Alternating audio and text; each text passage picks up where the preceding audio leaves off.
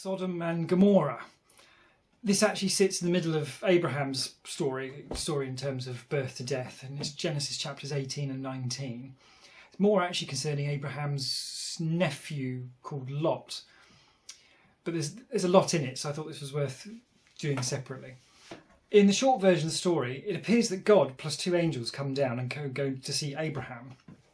And part of that conversation involves God saying he's going to destroy Sodom and Gomorrah because there have been lots and lots of sinning. And God says he won't destroy it if there are 10 good people there. Spoiler alert, it gets destroyed, so presumably there are not that many decent people in Sodom or Gomorrah, and it really isn't a very nice place at all. It's an interesting first appearance of angels, certainly the first clearly stated appearance of angels, and God taking human form as well, which was slightly odd. I may have misread that, but that's certainly how it appears to be. It then switches to talk about Abraham's nephew Lot, who lives in Sodom or Gomorrah, one of the two. These two angels decide they're going to go down to Sodom and Gomorrah, see for themselves if all this sinning is happening, which is interesting in the sense that God says he's basically going down to check it out. But you'd think if he was God, he would know. I don't know. This perhaps suggests a bit more of a less literal story.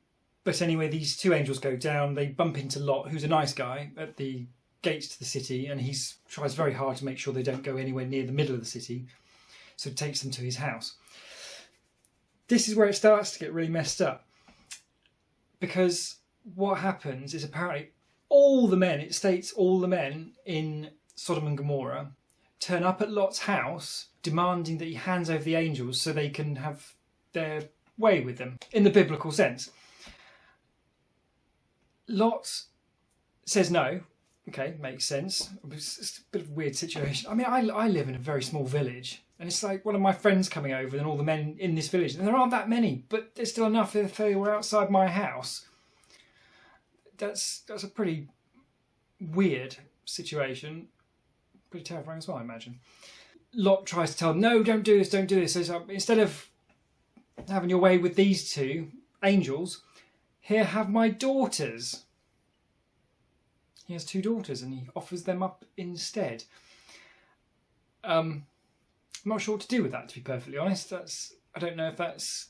Well, he clearly knows they're angels, so they're special, so I appreciate you've got to look after angels, as be a good host. But yeah, there's a line, it's throwing your two daughters out to a mob. It's the most messed up thing I think I've read so far in the Bible. Turns out to be completely unnecessary anyway, thankfully. And the angels strike everybody with blindness, because they're angels, they can do that sort of thing. And then Lot is told to get out of this city, run away, and they're going to destroy it. And don't look back. All good. So Lot and his family and his daughters all escape off. God then rains sulphur, it says on there. I have checked, there doesn't seem to be any active volcano type things anywhere near Sodom and Gomorrah, so I wondered if that was an angle in terms of raining sulphur. I gather the location for where Sodom and Gomorrah may be sounds like it's around about the middle of the Dead Sea and it's now sunk. And I understand that there's a theory that the Dead Sea has sunk because of volcanic activity, but there doesn't seem to be any sound of actual volcanism taking off, as in it seems unlikely that this story's come from a volcano going off and flattening the place. So yeah, God therefore clearly didn't find 10 righteous people after Lot and his family had left, so trash the place. It states everyone's killed, all the rest of it, but it sounds like they were not a nice bunch, and certainly all the men in the village turning up at your house to do such things with your guests seems to suggest some problems. One other slightly casual murder in the middle of it all is Lot's wife, who's, it's said once, but by the angels said, don't look back when you leave. And they can't trash the place until you've gone. So Lot and his wife and family will go. But Lot's wife does look back. It's not clear to what extent that's true, like glance over the shoulder or something, but looks back and is turned into a pillar of salt. Punishment doesn't appear to fit the crime. I suppose if an angel tells you to do something, then clearly you need to take that very seriously, and the consequences are quite severe. Not sure why a pillar of salt, but that perhaps a link with the Dead Sea in that respect.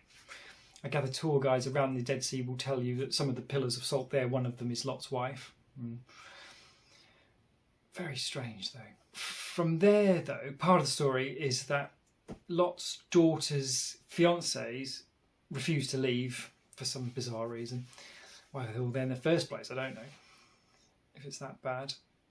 But the fiancés are killed as part of it. And then Lot's daughters don't have anyone to breed with, which seems to be very, very particularly important to everybody in the Bible.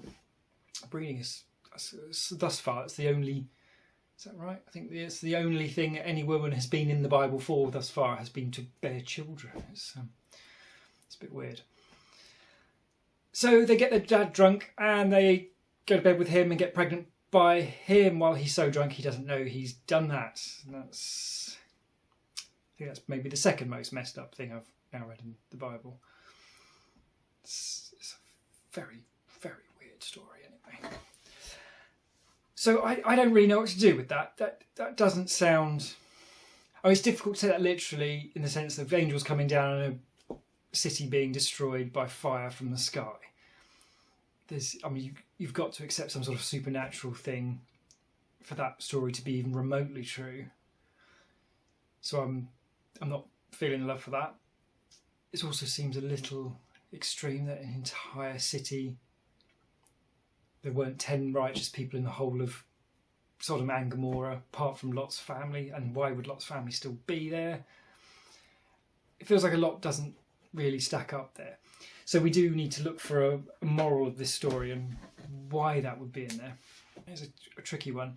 Clearly it's another, maybe not punishment so much as destruction, and clearly the inhabitants of Sodom and Gomorrah were of no value. Doesn't appear that any attempt was made to save them or to save their souls or whatever. It's just said that they were sinning, and the evidence of the story would seem to support that. If that sort of behaviour is normal, then yes, I suppose it just shows that God will wipe those people from the earth and save the righteous and take out the wicked. I guess in that respect it's sort of in a slightly extreme good versus bad thing, which I suppose carries on the theme, or expands on the theme that we've been seeing in Genesis so far of mostly people just being absolutely terrible and getting killed for it. Not quite sure what to do with Lot's daughters getting pregnant by him. I think that sort of incestuousness was a bit of a thing anyway. It's in the Abraham video talked about how it turned out that Abraham's wife Sarah is actually his half-sister. So to some extent that sort of thing is clearly a little bit normal. So maybe I'm just... modern sensibilities just slightly offended by right. But yeah, weird story. And my gut instinct is just can't be literal. I'm sure I can put my finger on why, but it doesn't feel like that's a literal story. There's just too much going. There's angels turning up, there's sulphur raining from the sky spontaneously, there's the massacre of 2 cities, there's a pillar of salt for just looking over your shoulder. There's just so much weirdness going on in that one. It's interesting to meet some angels, because in this it sounds like they just look like normal people. I'm not sure it was necessarily obvious to people that...